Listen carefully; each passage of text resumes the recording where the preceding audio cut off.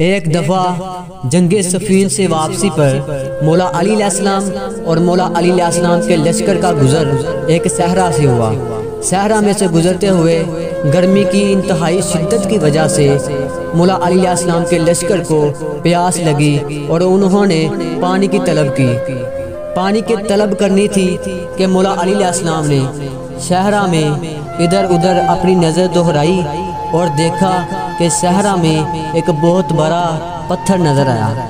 پتھر کا نظر آنا تھا تو مولا علی علیہ السلام اس پتھر کے قریب گئے اور جا کر اس پتھر کو کہا کہ اے پتھر، میں تجھ سے سننا چاہتا ہوں کہ مجھے بتا کہ اس صحرا میں کس جگہ پہ پانی ہے۔ تو یہ کیسے ہو سکتا ہے کہ پوچھنے والے مولا علی علیہ السلام ہوں اور پتھر جواب نہ دے؟ تو پتھر نے جواب دیا کہ یا ولی اللہ، پانی میرے نیچے ہے۔ تو مولا علی علیہ السلام نے اپنے لشکر سے مخاطب ہو کر فرمایا کہ اے لشکر والو، اس پتھر کو ہٹایا جائے۔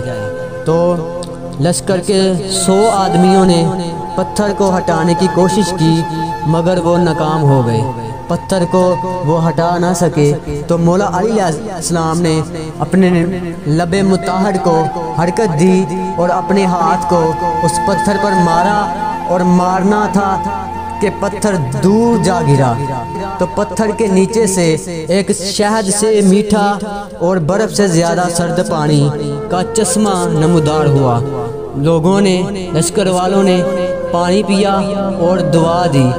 ابن عباس روایت کرتے ہیں کہ جب ہم نے پانی پیا اور وہ پتھر جو تھا وہ خود بخود ہی اپنی جگہ پر آ لگا اور ہم واپس اپنی منزل کی طرف روانہ ہو گئے۔